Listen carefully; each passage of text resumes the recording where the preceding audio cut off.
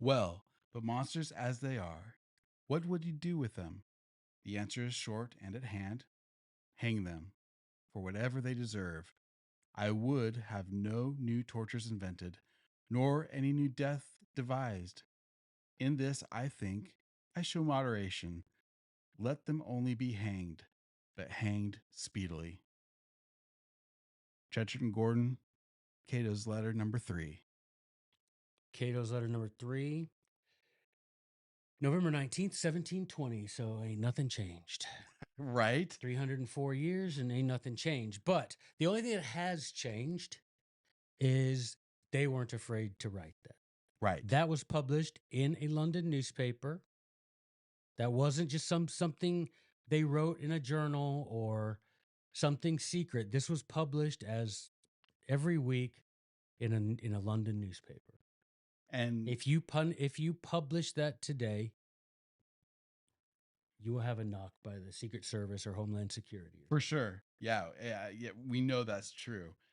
And and honestly, thank goodness for, a semblance of English freedom at that time. Yeah, absolutely. Well, I guess we should make our little announcement. Yeah, here. let's do this. Joe Wolverton, Mike Leavitt, and if love remains, teacher of liberty. However, this is a side project, a fun project where we are going to be getting your mind straight. I think that's the right way to put this. Like, we're going to try to tell you the things so that you're thinking properly about liberty. Well, just thinking new thoughts, thinking the thoughts that made our founding fathers the men that they were. Right. How did they come to see the world as they saw it, and not only that, but just have fun talking about other things. But I think the thrust of it is to restore to people the feeling that not only something can be done, but should be done, and maybe what should be done. Yeah. And the idea, we're calling it return to tradition. Turn to tradition. Because we would like to make tyrants birds again.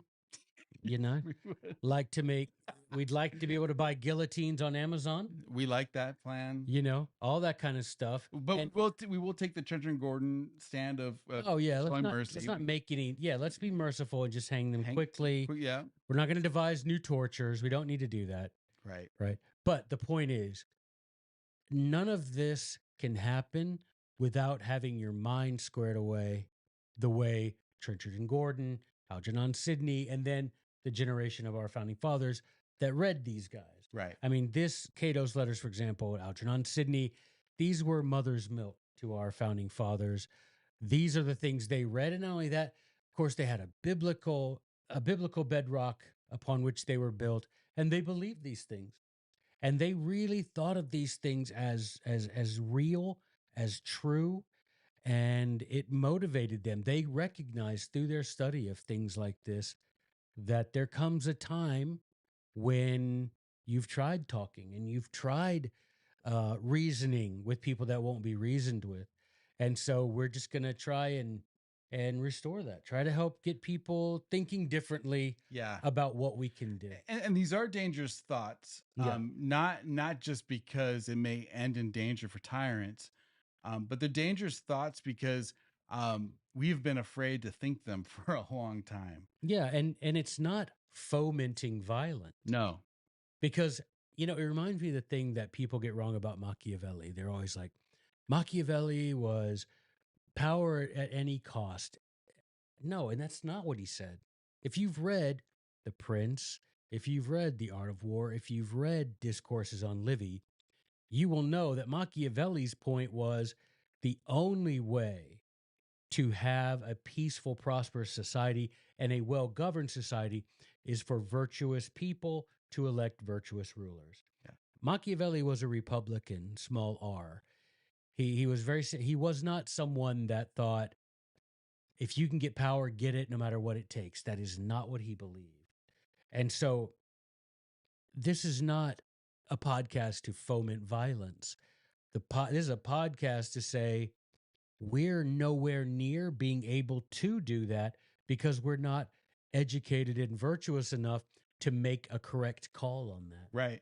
And the truth is, if we want to prevent violence, the best way to prevent violence is to have a free society with an educated people, so that those who have any kind of office or authority in those communities will fear the violence that would come should they overstep their Yeah, rights. there should not need to be any violence. There should just be. It's like Tacitus when he talks about the Chaucians in ancient Germany. This tribe in ancient Germany. He's like, everybody feared them, but because they were so good, that they were so just all the time, everybody feared the Chaucians. He's like, but the Chaucians never plundered. They never took part in other people's wars. They never fomented war, but they kept themselves well trained, well prepared, and if anybody ever attacked them, they wish they hadn't. And I think that this is a problem with how we learn history. Is that when we learn history in schools, we're often taught, the great men, the great empires, and all of those men, all of those empires, gained their power through force, violence, and so we don't Fraud. fraud, right? And so we don't learn about the virtuous leaders, those in Germania, those who because honestly, there's not much to talk about. They were they were Yeah, they they were should. free, they were prosperous, they were peaceful. Like, Yeah, I mean, you can read it. Just go to Germania, read about the Chaucians, and that's every time when I teach Germania, we can talk about that at another time. But whenever I teach Germania, I'm like, look at this description of the Chaucians, and isn't that who we should be? mhm. And I remember one time I taught the kids would tag all the whiteboards in the school with "Be Chaucian," because it's we should be Chaucian. We should be, and every leader, like you said, every political servant should be afraid of the people. Yeah, They should all be afraid of us, and that fear should keep them in line. Now, ultimately, I suppose the greatest situation would be there would be no fear because their virtue would prevent them from ever exceeding the limits of the authority they're granted by the sure. people. That they wouldn't. I'm not like I didn't have a curfew growing up because my parents never worried about me staying out and getting up to no good. I didn't have a curfew.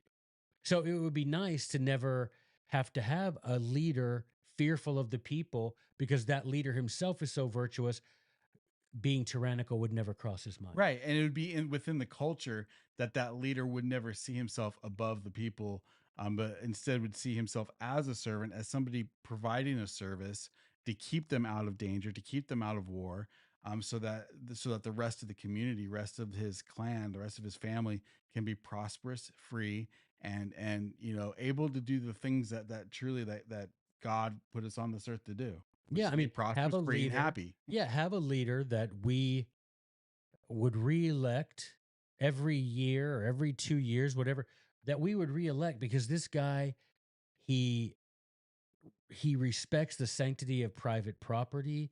He knows that the only way to be prosperous is to be peaceful, and that he keeps us out of foreign wars.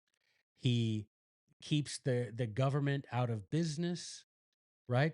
That the sole purpose for existence is to make us freer, Right. right? We take a bit of our natural sovereignty, cede it for a limited time to a representative, because that way, that time that we would have spent securing our own rights, he can do on our behalf, leaving us more time to pursue our happiness. Right. That would be the ideal situation. Yep. And it can be done. And that's part of the thing. Return to tradition. We can get this done. We really Yeah, can do it. we can. But it's one of those things you've got to, as Apple once famously said, think different. You got to think different. We do indeed. You got to think different. And part of that, and I love that we're starting with Cato's letters number 3. I think it'll take it not a lot, but maybe a little bit of background to understand what they're talking about. But all this stuff I'm going to put in the show notes so that you guys could read yourself. You need to read this stuff yourself. It's good for us to. And let me just say this: if you want to take, because a lot of people, not a lot of people, but well, yeah, there are many people that say to me, Joey, you're always preaching about Cato's letters. And I get fired up when you explain them, but when I read it, I don't understand it. So let me suggest to you something that I tried the other day to see if it would actually work, and it did work. I would suggest to you taking, copying, going to Cato's letters, use the link in the show notes, go to Cato's letters, copy all the text of letter number 3, for example. Go to ChatGPT and say, rephrase this using more contemporary language, or make this easier to understand, or summarize this in uh, more relatable English, or whatever you want to use. And I did it. I didn't do it with number 3, but I can't remember which one I did it with. Actually, I think it was 14. And I put a letter in there and I said, hey, reword this using more contemporary English. And it kicked it out. And it was, yeah, it just read like it'd been written yesterday. If you have a problem understanding, if you don't, it's best not to drink downstream. But if you do have difficulty understanding it, it's better to drink a little downstream than not drink at all. Right. So take this, copy paste, Chat GPT, put this in easier language, bada boom, bada bing. Then you can read it and understand it. And as the kids like to say, when you do that with AI, you're training the AI. So It's true. I'm not saying, but we if you want a liberty loving AI, Yeah, you might be changing the robot into a tyrant hater. Right. There's nothing wrong with that. Nothing wrong with The that. more at the all. better. Absolutely. All right, so we're doing number 3, yeah? We are doing number tres. Now, the title of this one, The Pestilent Conduct of the South Sea Directors with the Reasonable Prospect of Public Justice, written by Thomas Gordon. Like we said before, Saturday, November 19th, 1720. I guess if you want to know what the South Sea Directors are, think 1720s version of the Federal Reserve. Right. It's essentially what it is. Not stroke for stroke, perfect analogy, not that. But you can, if you want to think, what was he taught? What was the tyranny being carried out? The crown was essentially granting power over England's economy to a private corporation. So much like our government did to the Federal Reserve. Right. So that's what's happening. And so, just like with us, the Federal Reserve has let us boom, bust into, 30 whatever trillion dollars in debt. That happened to England. And the board of directors, just like will happen to us, and just like happens to Exxon and to GM and every bank, every giant bank, they kept getting bailed out while the people became poorer and poorer and poorer. And just like that happened in England in the early 1700s, just like it's happening to us today. And so Trenchard and Gordon, particularly their early letters, were written to say, this is the most extreme act of inhumane violence to allow these tyrants and to allow the people behind the tyrants, the money behind the tyrants, to get away with all of this destruction. Right. And I think also when you have that in mind, it helps clarify some of the reading. When they're talking about things, and we'll get into it, but when they're talking about things like a equal distribution, it can sound almost socialistic at times, but you have to understand that they're talking about public funds and public, money being basically stolen for the quote public good that is in turn is just used to serve the Yeah, good just of enriches the people Right. who are sitting on that board of directors. So, and the board of directors were using that money to get sympathetic, obedient politicians elected to office. Yeah. And so it was exactly like it is now. Yep. So we start out, and in typical Trenchard and Gordon style, it's like, and the first paragraph is really powerful because you got to put yourself in the mind of what's being done to us. Think of yourself financially, your financial position, particularly at this tax season where so many people are writing a check to the government for the pleasure of being allowed to work, right? Just think about that, right? And think about how many million Americans are in that position. How many millions of Americans can't pay rent, can't support their family, but somehow we send billions to Ukraine, right? You can't buy groceries, your prices increase by 20%, but somehow we still make rich men in foreign countries even richer. And this is what was happening to them. And so he says, a man robbed in his house or on the highway receives from the law all possible satisfaction. He has the restitution of his goods again, where it can be made. He has the life of the offender, if he can be apprehended.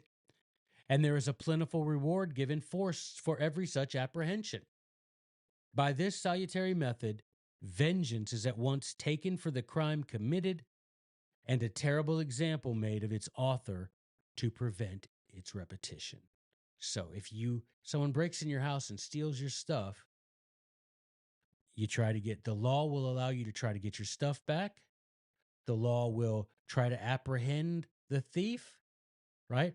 You'll get your stuff back. The thief will go to jail, right? And the idea being you get restitution, you get your stuff back, you get restitution, he gets punished. And the idea is to discourage other people from stealing from people. Right.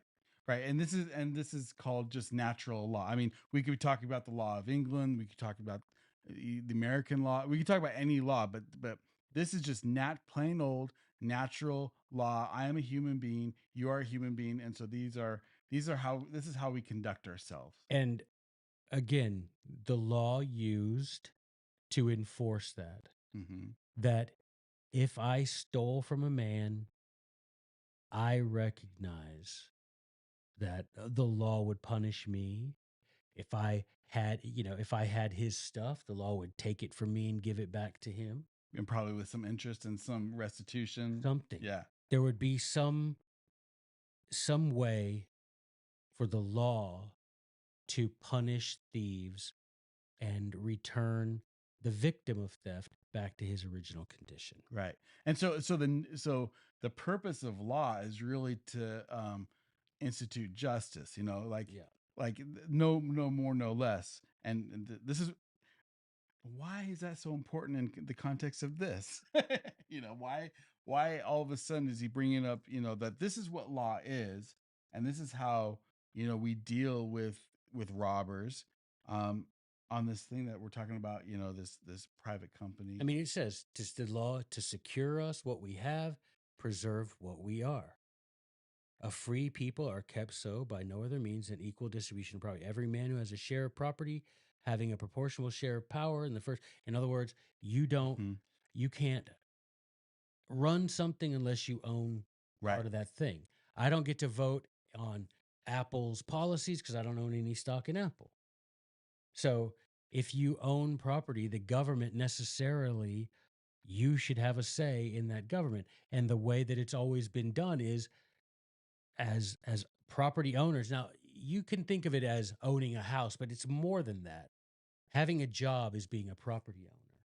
So you should have a say in the making of the law, and the law should only exist to protect your money from being stolen by a thief, period. Yeah. And to punish the thieves so that no one else gets the idea that we can get away with stealing. Right. That happens if you're an individual, but what happens if you are a congressman, a president, a governor, a judge, right? Nothing happens to you. And so they have this, my favorite, and you can tell me yours, but my favorite paragraph is the one that says, so he's asking, what progress we have lately made in England toward such a blessed state of confusion and misery by the credulity of the people. Credulity means easy to believe. You're easily led to believe things that aren't true. So he's like, this is what's happening in England. And this is how we've ended up with confusion and misery. First, we have the credulity of the people. People easily fooled, throwing their all upon the mercy of base-spirited, hard-hearted villains, mischievously trusted with a power to undo them, is too manifest from the woeful condition that we are in.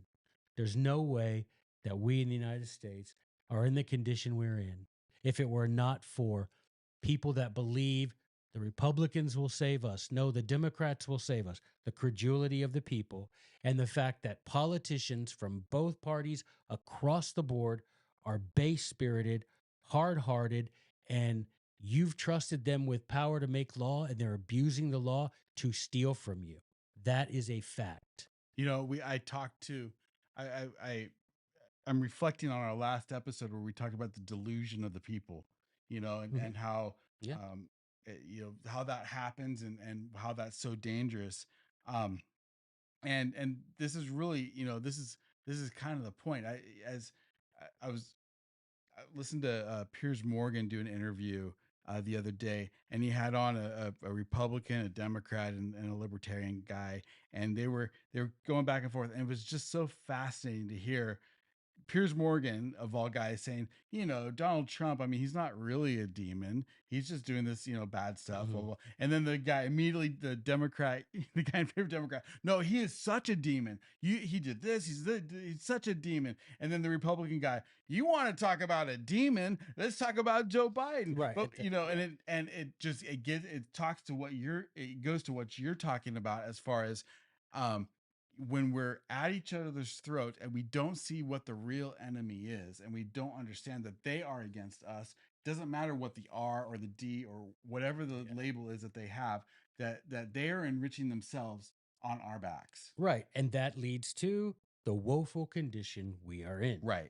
And then he continues, the ruin is general. Everybody is suffering. The ruin is general. Every man has the miserable consolation to see his neighbor undone. In other words, at least I don't have as bad as that guy. That's the best you can say. I'm better off than that guy. That's the miserable consolation. For as to that class of ravens whose wealth has cost the nation its all, as they are manifest enemies to God and man, no man can call them his neighbor. In other words, the politicians, they're not your neighbor because all they do is constantly steal from you. They steal from you. They illegally tap your phone. They illegally surveil you, right? They illegally take money from you that you have earned. They illegally make you pay for the privilege of living on land that you purchased, right?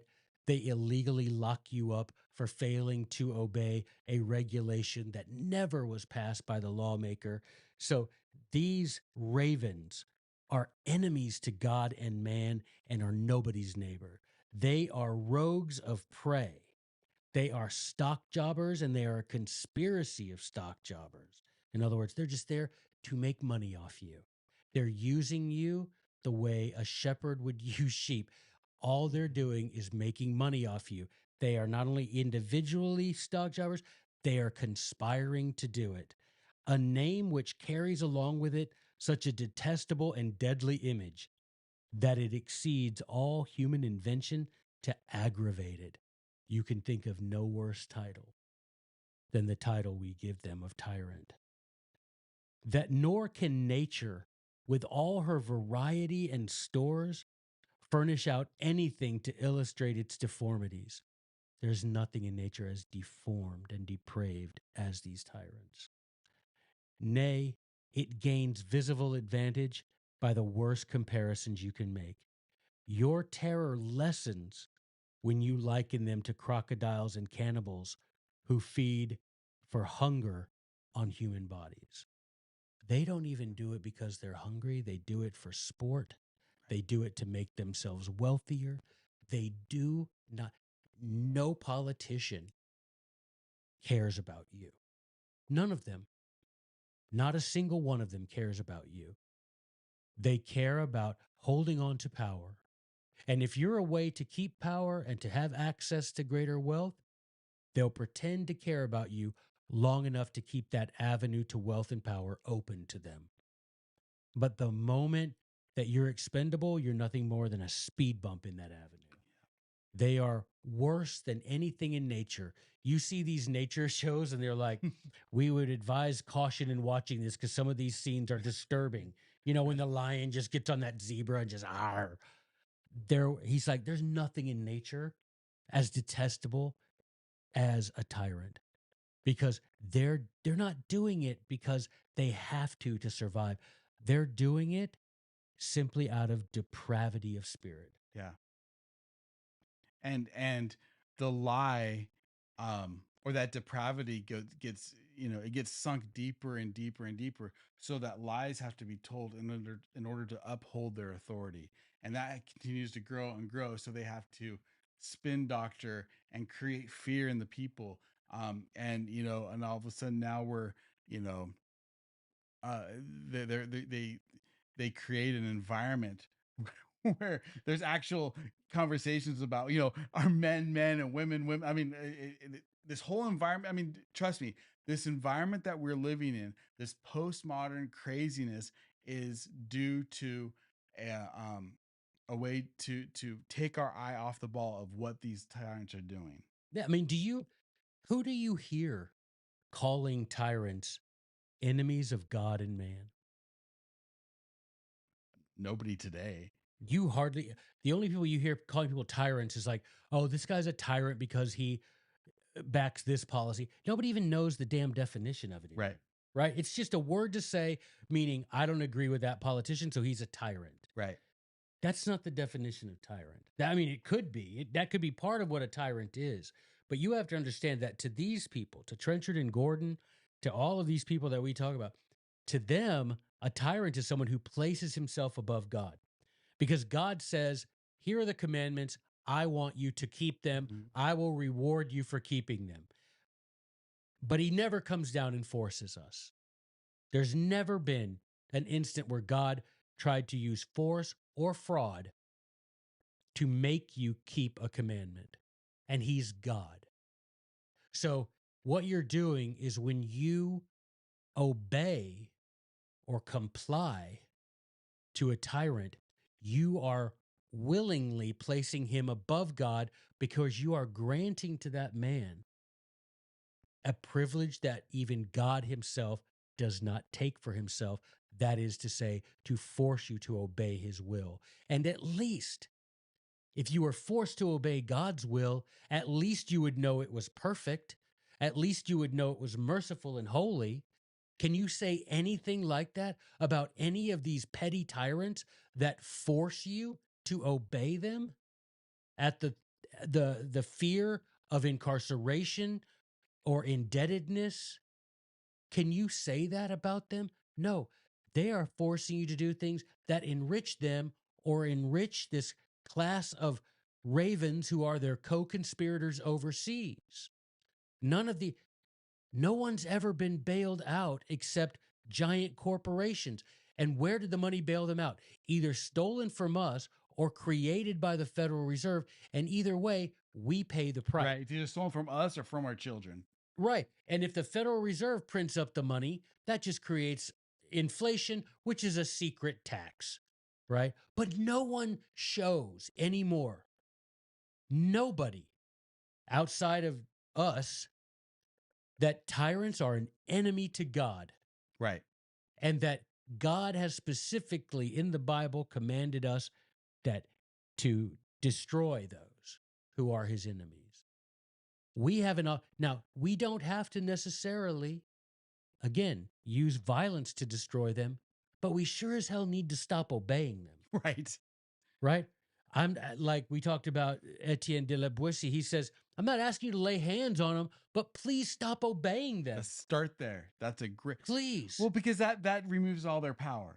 Their only And if power. it doesn't, then they're the ones taking it to the next level. Right. Right. Yeah. Because ultimately their power is our obedience.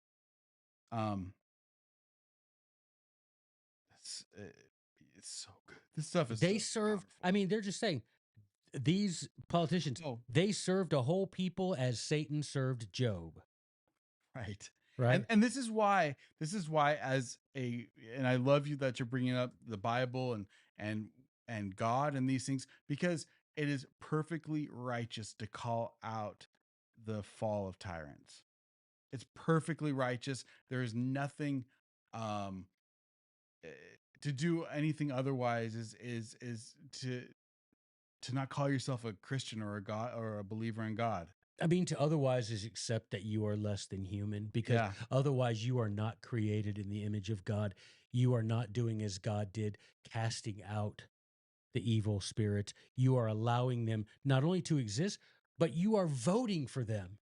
You are willfully going into a little booth and voting for someone who you could go to his campaign webpage.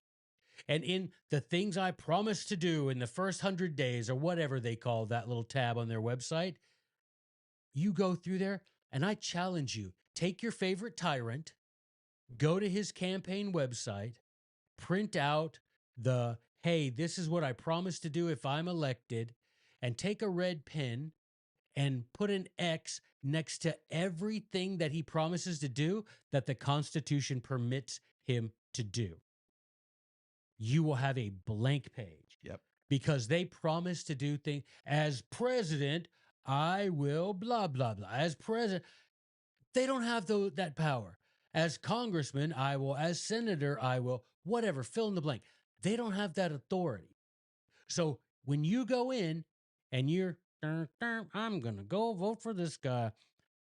It's cool if you're going to vote for a tyrant, but you got to cop to it. And you got to realize that, like Cicero said, someday there's going to come a day when we're going to remember all of y'all who voted for tyrants, and we don't want any of that anymore. Right. So if you willfully go in there and you're, hey, I'm supporting this party because they're the lesser of two evils, that means to the rest of us, you willingly vote for evil. Because I don't trust you. I don't trust any human very much to be able to distinguish between grades of evil, degrees of depravity, because we are all fallen and depraved. So when it comes to you saying to yourself, you know, I'm just going to hold my nose and vote for the lesser of two evils. So you're saying they're both evil. So you're saying you willingly voted for evil. Well, just remember that there will be an accounting for that. Simple as that. Just remember that. Or do like we're suggesting, like Trenchard and Gordon are suggesting. Stop obeying them. Realize they have no real power over you unless you continue to feed the beast. And remember, they aren't doing it because they're mistaken. They're not even doing it because out of a good heart and they think, this is a great policy and really going to help. They don't care. They are doing it because they are depraved servants of the devil, period. Yeah. And it's wise to talk about them as monsters, to talk about them as ravens. It's wise because, as you mentioned earlier, these are not your neighbors. These people are not the community. They are not citizens. And I think, written in a more modern tone, anybody who reads Anatomy of the State by Murray Rothbard, you'll realize that the state is something different than it's, because when we talk about the state, it's not a geographical location. Right. It's not a person. It's a thing in and of itself. And and a tyrant is the same thing. It's something in and of itself, and it's got to be destroyed. And they even say, they're like, okay, they're having like a false dialogue, a pretend dialogue with themselves. They're like, okay, well, if this is all true, Mr. Gordon, then why haven't we seen these people strung up? And he says, God knows the answer, protected by party and by money. Faction, meaning political party on one side and riches on the other, have made a lane for these great criminals to escape. If you don't know that that's what's happening now, this podcast probably isn't for you. If you don't recognize that party, which are private corporations, the Democratic Party, the Republic, those are private corporations who run your elections, right?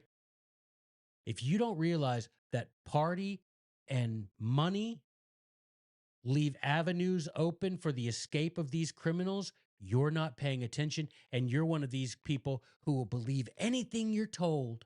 Whether you're one of the MSNBC, I believe everything they say, or Fox, I believe everything they say, you're still believing nonsense, and you're part of the problem, and you are what keeps these avenues open for the escape of these criminals, because if we didn't have these parties where everyone has to, like, at the end of the day, I got to be faithful to my group. Right. There, do you know how it blew my mind when I first went to vote when I was 18, and you could vote what they called straight party ticket? Right. I was like, what? So I remember asking my dad after I voted, I'm like, why did they have that thing that said straight party ticket? He's like, oh, well, if you want to go in there and just vote for all the Republicans, you can just hit one button, or all the Democrats and just hit one button. If you don't want to be bothered to actually evaluate the character of the men running for office, then you can just say, I want all the R's to win, or I want all the D's to win. Mm-hmm. And again, that record is being written down. And those people too will be called to account, because what you're saying is, just, I don't care that you're my master, just be a kind master. Right. Right? I don't Oh, care. and by the way, Lower my tax rate, daddy.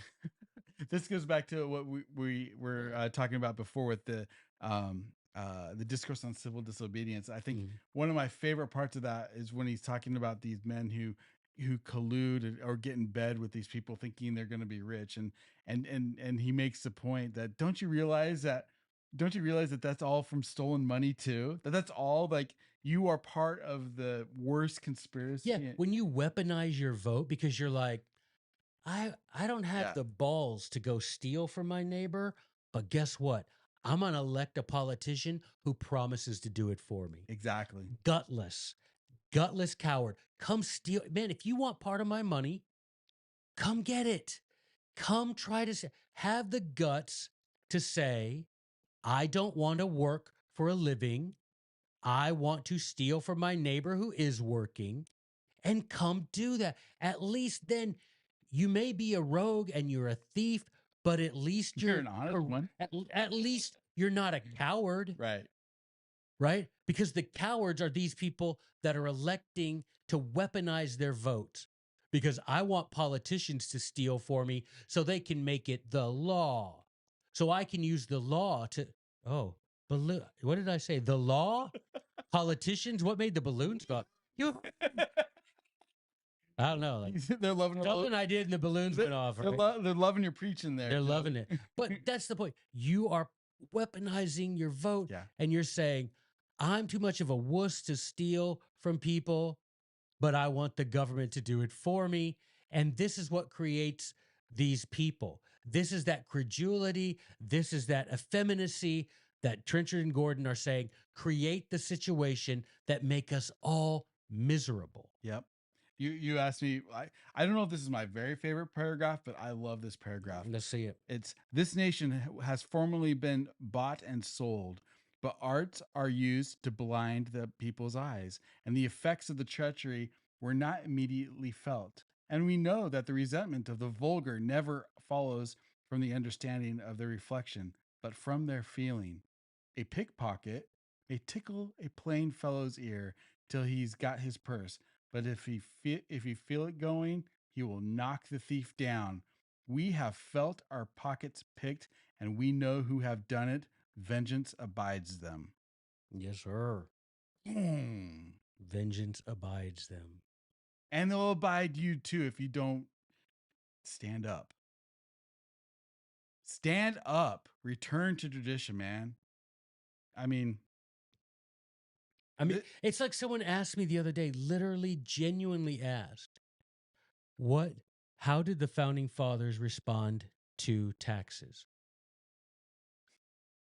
I was like, are you serious? How did they respond? I don't know. Burning down the homes of tax collectors, tarring and feathering tax collectors, running them out on a rail. I don't know. All kinds of ways. All kinds of ways that, mind you, after they tried to say, hey, y'all don't have this authority, and England's like, yeah, we don't care. What are you going to do about it? Well, then they show. But we don't do that. You see, we've been taught that that's wrong and that's against the law. That's it was against bad. We the threw law. those snowballs at those poor soldiers. Yeah, man, that is terrible. It's not polite. No, it's not law abiding. You know, there's There are proper ways to protest, Mike. Right. Gosh, why I was love my freedom as long as it's legal. my legal freedom? I am told that some of them have the face to pretend, so these tyrants, that they ought not be put to death.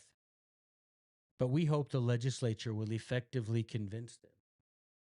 We hope that the legislature will effectually convince them that this partiality to themselves is groundless. No, in fact, you do deserve what you're going to get. Right. All their hopes of safety must consist in their money.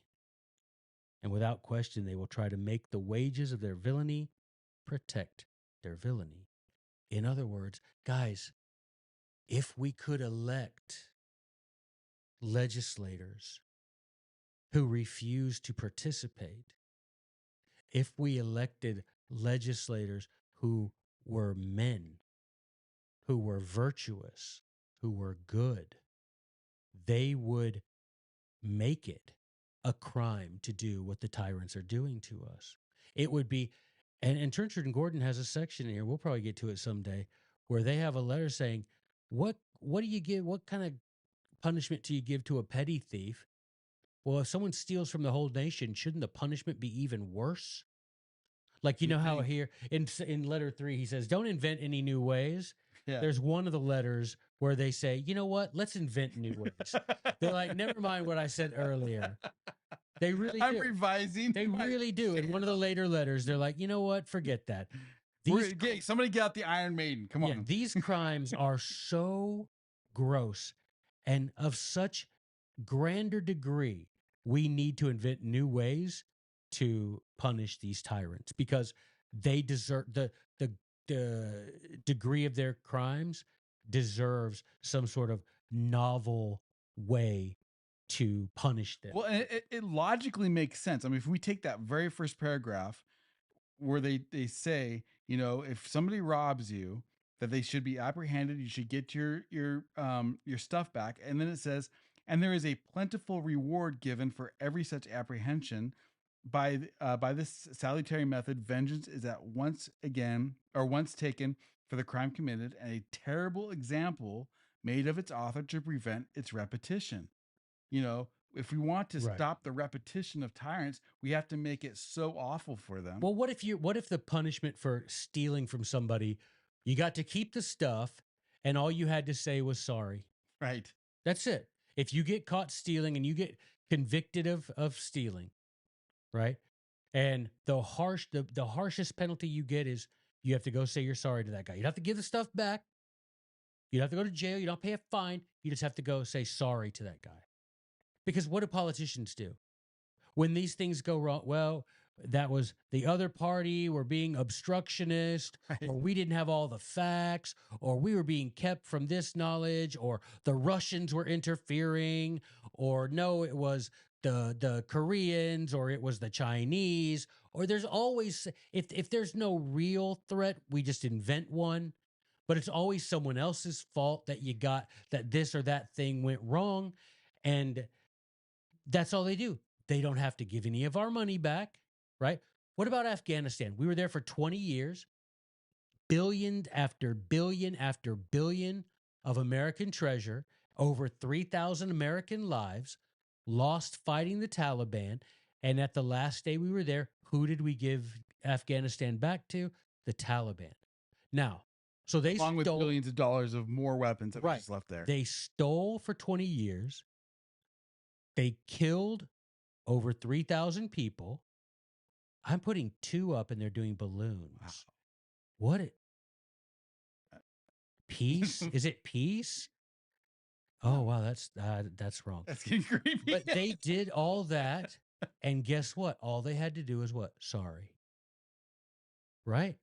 And sometimes not even that. Not even that. Yeah. It's just, but there's no punishment. Aren't you glad I'm here because I'm the one that got us out? They need to be punished. Because like they said, you would think of that for any common thief. And there is a straight line. It's not like we can't find this out. We know who sent the people who sent our men to war. We know who there's voting records. We know who We know where the money went to. We know which companies profited from And them. think of how depraved some of these people are. Think of, you talk about pedophiles. There's some of these people in office are depraved. And not only do we allow depraved people to be in office, we pay them a salary, and we typically give power to the person who pays the most for it. Who is the last person you want to give power to? Someone willing to do anything to get it. Right. Well, this next bit, if we could get virtue back in our people, if we could get virtuous, honest men in office, it says, then ordinary channels of justice couldn't be stopped by bags of money or by partnership in original guilt, right? Because that's what happens now. You get someone like Biden. Why isn't he in jail for what happened with uh, Ukraine, with the energy company? Why isn't he in jail? Why isn't Hunter Biden in jail? Why isn't Hillary Clinton in jail? Why aren't any of these people in jail when we know they did these things? Why are they not? Bags of money and partnership in the guilt. Yep. I got a lot of money and I am potentially guilty as well. So I'm going to do everything I can to keep these people out of prison. So bags of money. So we have a situation where the channels of justice are stopped, meaning, dammed up by bags of money, partnership in the original guilt. But then he said, what if we didn't have, what if you had a situation where the people were virtuous and the legislators were virtuous? He said, then the enraged, the abused people might be prompted by their uppermost passion, and having their resentment heightened by disappointment, might, it is to be feared, have recourse to extraordinary ways that are often successful, though never justifiable. So, right now, even though we know that these things would be successful, they're just considered not justifiable because, well, you just have to vote the bums out. Right. Well, the bums change, but the theft never does. Right. We haven't been. We have not been. We have, or let's put it this way: we have been at war somewhere on this planet since the beginning of the 20th century. World War One, World War Two, Spanish-American War, World War One, World War Two, Korea, Vietnam, Grenada, Panama, Nicaragua, Somalia, Iraq, Kuwait, Afghanistan. And that doesn't even And count that doesn't the even count proxy the wars. right. That doesn't count the proxy wars. That doesn't count the fact that we're, the de facto army of Saudi Arabia and, murdering thousands of Yemenis, that we're nothing more than the servants to the Saudi king, right? We've not had a day of peace in this country since the beginning of since right before the 1900s. But you think about what occurred all at the same time. The popular election of the Senate, Right. right? Throwing the states out of the mix completely. Income tax, Federal Reserve, World War One, Right. federal control of education. All of that happened within all of that. Well, those first things all those things happened within a matter of a couple of years of each other. It's true. And then we're like, well, there's reasons to. No, the reason is because the people that have carried on this government are knowingly serving the prince of this world. That is to say, the devil. They're knowingly doing it. And for you to sit there and vote for them because they're the lesser of two evils, somewhere Satan is laughing his head off because of the credulity of a so-called Christian nation. And if anybody who looks into any of the history of any of those items that you talked about will know the kind of secrecy, the kind of workarounds, the kinds of the kind of illegality that had to happen just to get those things, quote lawful, so that now we're under the arm of, now all our money's printed by a private bank. Now all of our, Wait till it's made to we have nothing but electronic money. oh yeah, I mean, and they can turn it off at any time. At any time they see this podcast, oh, Mike Leavitt, Oh, you're you mean like they said that if the people will tamely suffer a fall from plenty to beggary, they may soon expect another and a worse from that to slavery. That that has always been the case. It will there's nothing special about us anymore, yo. There may have been a time where there was something special about us, that we really loved liberty. That the sun has set on that. We have to look at history. We have to learn our fathers. The reason we even know this stuff is because it was so often quoted by our founding fathers. The reason we're able to have podcasts is because our founding fathers did more than shake their fists at George III. Right? That's why. But you read any of these guys and they say what? They say effeminacy, right? That's one of the big ones. You start ratting out your neighbor. You care more about comfort than you do about liberty.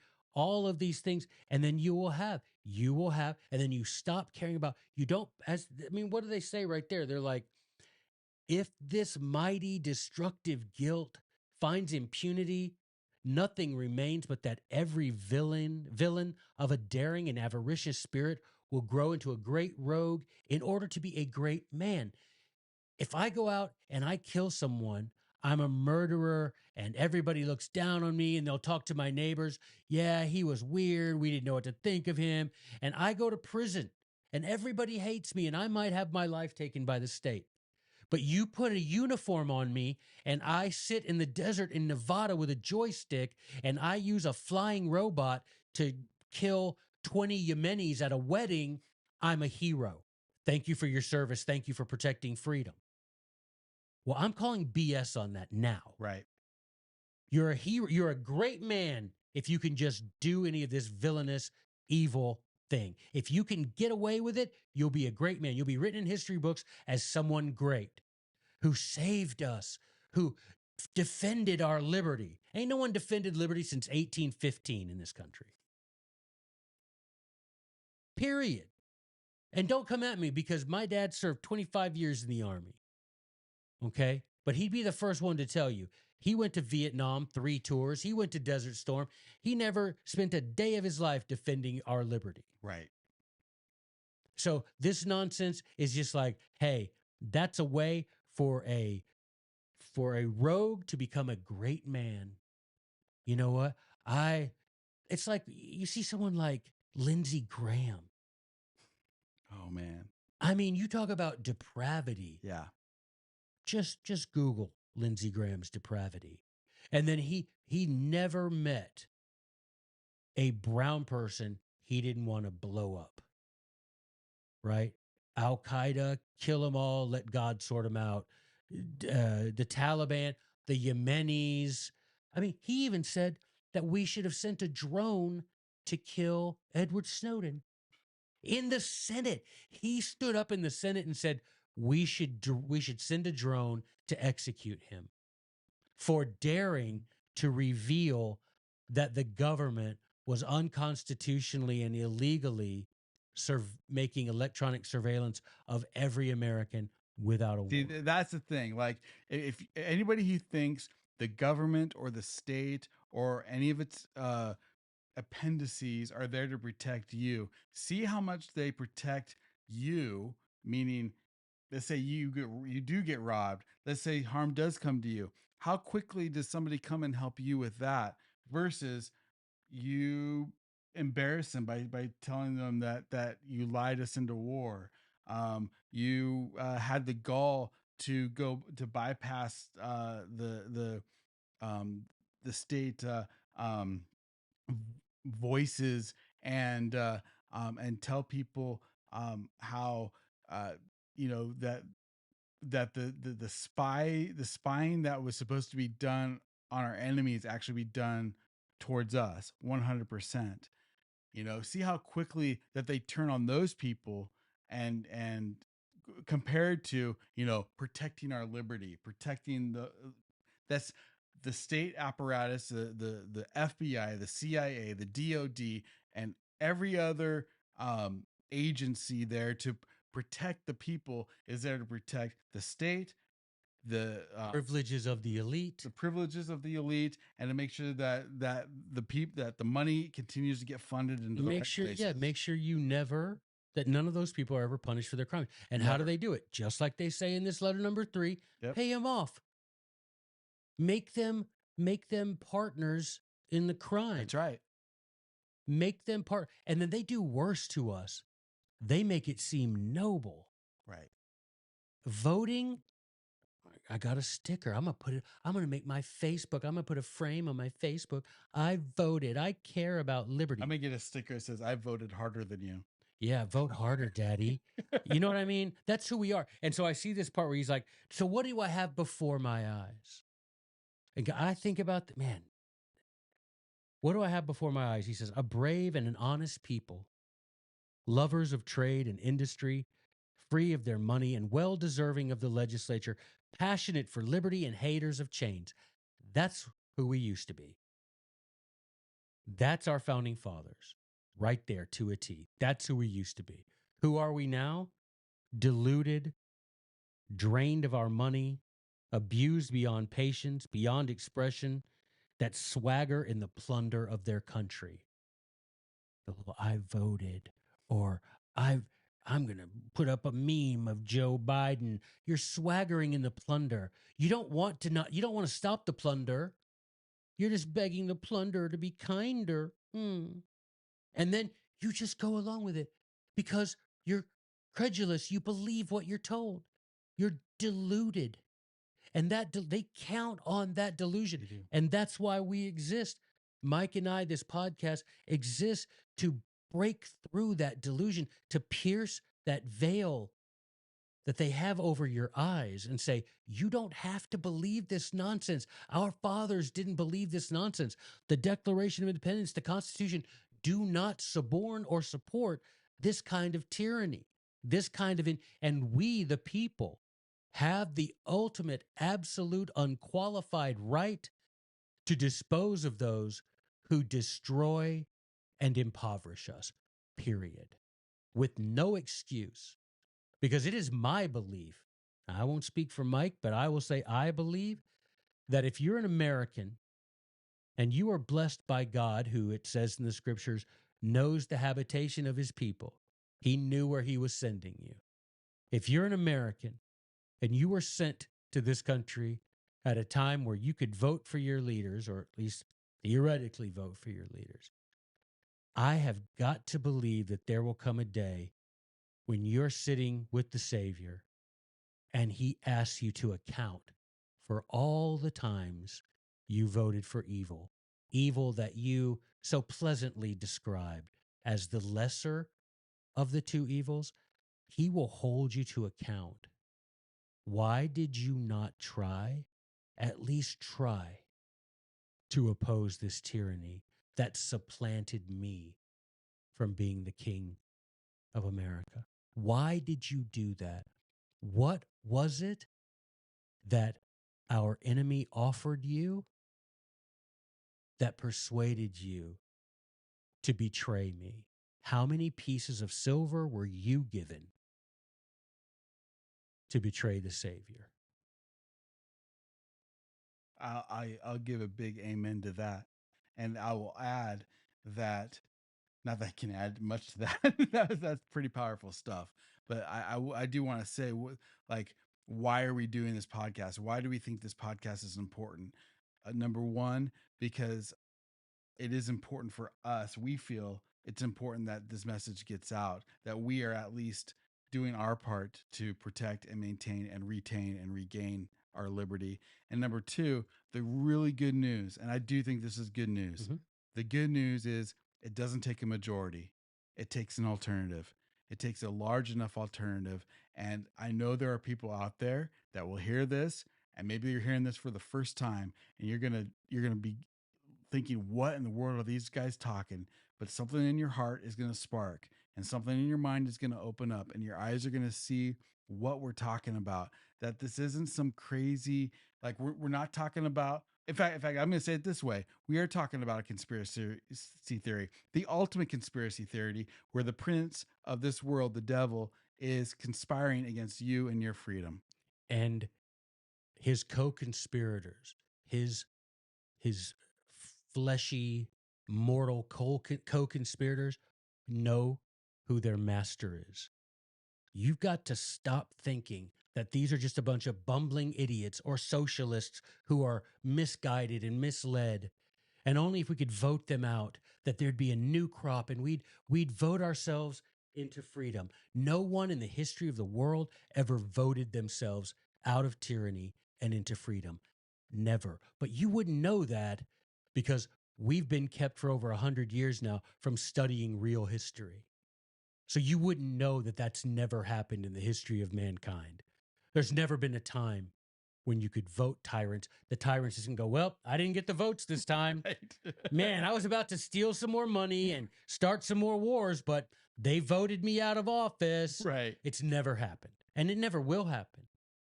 Right? You have got to realize that this is a purposeful, planned attack perpetrated by the prince of this world and those who knowingly serve him. And it is your obligation to serve he who is the rightful king of this land, to serve him in overthrowing this unjust, unholy power that is depriving us every day. And there's no one who watches this that isn't being deprived of life, liberty, or property right now. None of you, every one of you. And if you give me that BS line about this is the price we pay for civilization, don't ever watch this again. I don't have time to argue with that kind of ignorance. If this is civilization, I don't want it. If waking up every day to how many Yemenis we've murdered on behalf of the Saudi prince, or how much stolen money we've sent to European oligarchs, if that's our deal, I don't want that kind of civilization. Give me back my money and I'll go be uncivilized. Because that ain't what I call civilization. But you got to realize that this is a real war that we're in. And you've got to choose sides, right? And whichever side you think is going to win, remember that side, there'll be recriminations for those who oppose them and fought against them. And this isn't a call to violence. This is a call to virtue. This is a call for justice.